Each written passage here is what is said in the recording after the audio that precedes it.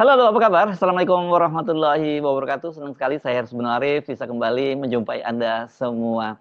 Hari Sabtu tanggal 21 Juni 2025 merupakan hari yang istimewa bagi mantan Presiden Joko Widodo.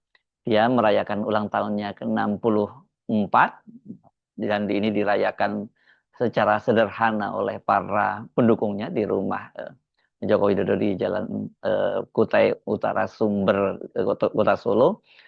Dan juga bersamaan dengan itu, ada satu pengumuman penting yang disampaikan oleh putra bontotnya, yakni Kaisang Pangarep, bahwa Joko Widodo itu memutuskan tidak akan maju menjadi calon ketua umum Partai Solidaritas Indonesia. Kata Kaisang, alasannya nggak mungkin dia bersaing dengan anaknya karena Kaisang kan hari Sabtu ini dia mendaftarkan diri sebagai calon ketua umum Partai Solidaritas Indonesia. Pertanyaannya, apakah kedua peristiwa ini berkaitan? Kenapa saya sampaikan seperti itu? Karena dalam ulang tahun kali ini justru yang banyak sekali menjadi sorotan publik itu adalah penampilan dari Pak Jokowi yang terlihat itu memang makin berbeda ya, karena Pak Jokowi kan menurut pengakuan dari Pak Jokowi sendiri dan juga ajudannya, dia menderita alergi kulit. Tapi kalau kita lihat ini sekarang malah makin parah nih penyakitnya Pak Jokowinya. Kalau kita kita lihat ya, ini foto pas ulang tahun, ulang tahun keempat hari Sabtu tanggal 21 Juni. Kelihatan sekali bahwa wajahnya sedikit gelap dan kemudian tapi warna putihnya itu sekarang makin dominan gitu ya. Dan sekilas kita melihat ya ini makin memburuk, apalagi kalau kita bandingkan ini dengan foto ini ya. Ini foto sebelumnya ketika beberapa waktu yang lalu setelah kembali dari Vatikan itu publik bisa mulai menyaksikan ada perubahan pada wajah Jokowi, ada bintik-bintik hitam di wajahnya. Jadi memang kita bisa menyimpulkan ini ya makin parah ini kelihatannya. Tapi apa penyakitnya yang sampai sekarang ini tidak jelas, karena kan menurut keterangan dari ajudan, Joko Widodo itu terkena alergi kulit ketika dia melakukan kunjungan ke Vatikan. Jadi katanya udara di Vatikan kelihatannya nggak cocok dengan Joko Widodo ini. Pada akhir April lalu dia melakukan kunjungan ke sana, dan ketika pulang itulah kemudian kulitnya bintik-bintik. Kalau sekedar alergi kulit dan kemudian udaranya nggak cocok, kan sekarang sudah berapa bulan dia kembali ke Indonesia. Harusnya kalau memang hanya karena alergi kulit dan kemudian udara yang tidak cocok, ya begitu dia kembali lagi ke Indonesia itu akan pulih kembali. Tapi sampai hari ini kok kelihatannya malah makin memburuk ya. Walaupun secara fisik terlihat bahwa Joko Widodo masih terus bisa beraktivitas. Kan dia juga bisa menemui para pendukungnya ketika merayakan ulang tahun dan diberikan ucapan selamat, dan juga di antara para pendukungnya itu mengucapkan semoga segera sembuh gitu ya. Pak Jokowi didoakan segera sembuh. Tapi ya Jokowi hanya sebentar saja, tidak lama bersama dengan para pendukungnya. Sekilas kita tidak melihat ada fisiknya misalnya sakit, dia masih bisa beraktivitas biasa.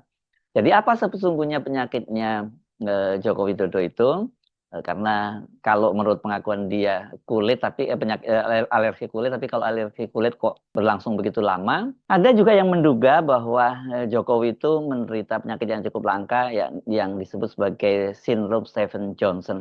Tapi ini kelihatannya kalau kita lihat tanda-tandanya beda ya dengan tanda-tanda dari sindrom Stephen Johnson itu, karena Stephen Johnson itu biasanya ditandai dengan kulit yang awalnya meruam dan kemudian kulitnya melepuh dan disertai dengan pilek gitu ya, seperti seperti pilek gitu, tapi sebenarnya bukan bukan pilek.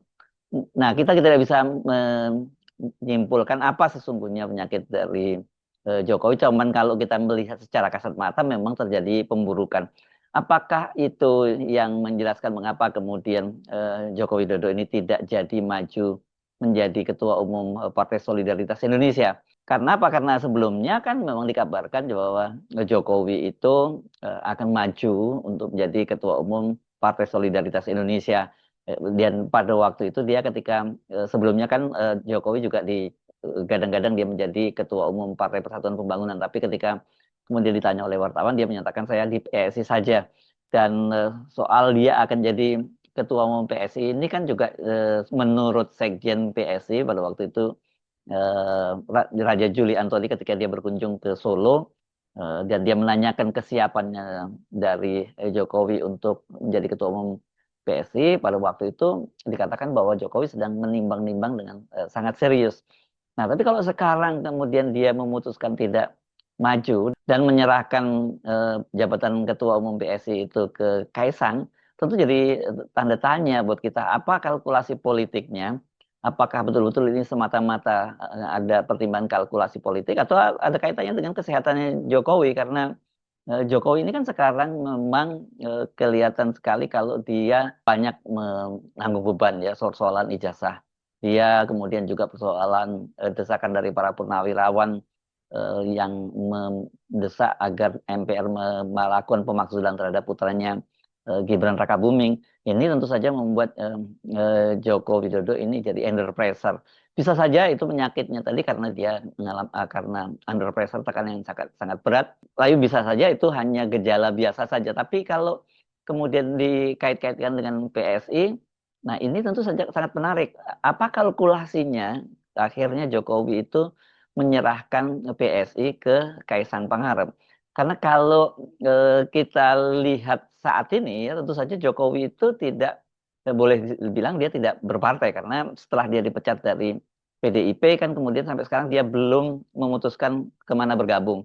Dan ketika Kaisang ditanya apakah Pak Jokowi akan bergabung ke PSI walaupun dia tidak maju sebagai calon ketua umum, Kaisang mempersilahkan agar wartawan menanyakan langsung kepada bapaknya sendiri. Kan beliau sekarang mudah ditemui, katanya kan bisa ditanyakan langsung, kata Kaisang itu. Sebelumnya kan Jokowi kelihatannya memang berancar-ancar dia setelah tidak menjadi presiden itu dia ingin menjadi ketua umum partai politik, dan itu kan pernah terungkap dari penjelasan Sekjen Partai Demokrasi Indonesia Perjuangan Hasto Kristianto bahwa Joko Widodo pada waktu itu melalui seorang mantan menteri itu menyampaikan bahwa dia ingin menjadi ketua umum PDIP, dan ini yang oleh Ibu Mega kemudian direspon, yang tadinya saya sudah ingin pensiun, begitu tahu ada yang ingin ngambil alih PDIP ya dia maju lagi, itu yang disampaikan oleh Ibu Megawati. Dan kemudian juga Pak Jokowi sempat dikait-kaitkan dengan Golkar. Dia bersama dengan Gibran bahkan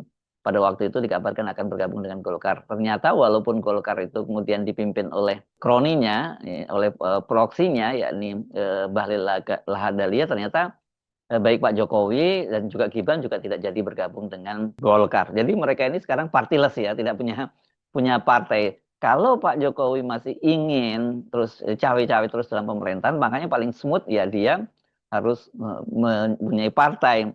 Benar PSI ini kalau toh dipimpin oleh Kaisang itu bisa disebut sebagai partainya Pak Jokowi, karena PSI sendiri kan mengusung jargonnya Jokowisme, gitu. Walaupun kita nggak paham apa yang dimaksud dengan Jokowisme itu.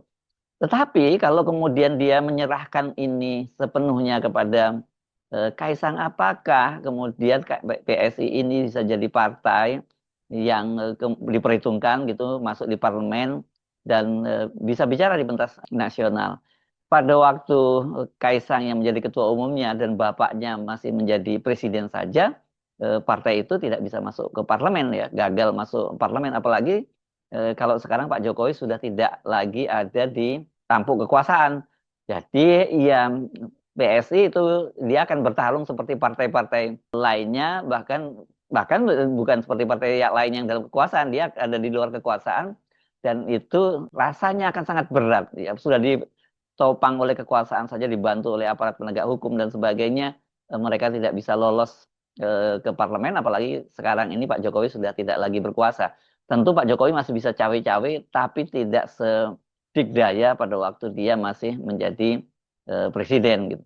Nah, kalau seperti itu yang terjadi, ya ini kan Pak Jokowi berarti nantinya dia tidak punya bargaining, dia tidak punya partai yang bisa digunakan untuk ikut cawe-cawe dalam pemerintahan. Sementara Projo yang tadinya digadang-gadang itu akan menjadi partai politik, relawan ini organisasi relawan, dan kemudian bermetamorfosa menjadi parpol, pada waktu itu Pak Jokowi sendiri yang disiapkan menjadi ketua umumnya, kayaknya hampir dapat dipastikan ini partai ini nggak akan mungkin jadi parpol ya, karena ketua umumnya ketua umum Projo yakni Budi Ari ini sekarang kan dia sedang babak belur juga karena namanya dikait-kaitkan dengan mafia yang melindungi situs-situs judol. Jadi artinya sebenarnya pilihan dari Pak Jokowi itu ya PSI. Memang seperti saya katakan sebelumnya, kalau Pak Jokowi yang menjadi ketua umum PSI itu sebenarnya ini sama-sama nggak match ya. Karena PSI sejak awal kan mendeklarasikan dirinya sebagai partainya anak muda. Dan kalau kita lihat basis pemilihnya itu adalah kalangan terdidik di perkotaan. Sementara kalau Pak Jokowi itu basis pendukungnya itu di pedesaan, di kalangan kelas menengah bawah begitu, yang saya kira nggak kompatibel dengan sekarang ini para pengurus PSI. Di luar itu kalau Pak dipaksakan Pak Jokowi yang menjadi ketua umum PSI kan ini ya jadi partainya orang tua gitu, dan segmennya yang berubah. Jadi memang ini dilematis ini kalau Pak Jokowi yang memimpin, bahwa nama besar dia masih punya, sumber daya dia punya, tapi dia tidak match dengan konstituennya. Itu yang saya kira memang dilematis PSI ini. Sementara kalau tetap diserahkan kepada Kaisang nantinya, dan kelihatannya hampir pasti Kaisang yang akan terpilih jadi ketua umum, ya kita bisa mengukur seperti apa kekuatannya Kaisang. Dan ini salah-salah partai ini nanti juga tidak lagi masuk ke parlemen, bahkan malah terlempar jauh ini kalau tidak masuk parlemen pada pemilu tahun 2029 nanti. Jadi memang ini jadi tanda tanya besar. Apa sesungguhnya yang terjadi di balik keputusan Pak Jokowi tidak atau batal mencalonkan diri menjadi ketua umum PSI? Apakah kemudian ada kaitannya ini dengan kesehatannya? Ini kan juga tentu jadi tanda tanya besar. Jangan dibilang bahwa kalau partai politik kalkulasinya politik semua. Tapi kalau kemudian Pak Jokowi tidak fit untuk memimpin partai, sementara partai itu harus berjuang untuk lolos di parlemen, ya saya kira ini juga akan jadi kontraproduktif. Nanti alih-alih dia bisa mendongkrak suara PSI, yang terjadi malah kesehatan dari Pak Jokowi makin memburuk karena beban membangun sebuah partai itu sangat berat ya, apalagi dengan posisinya yang tidak berada lagi di dalam kekuasaan. Saya Ernest Arif, sampai jumpa lagi. Wassalamualaikum warahmatullahi wabarakatuh.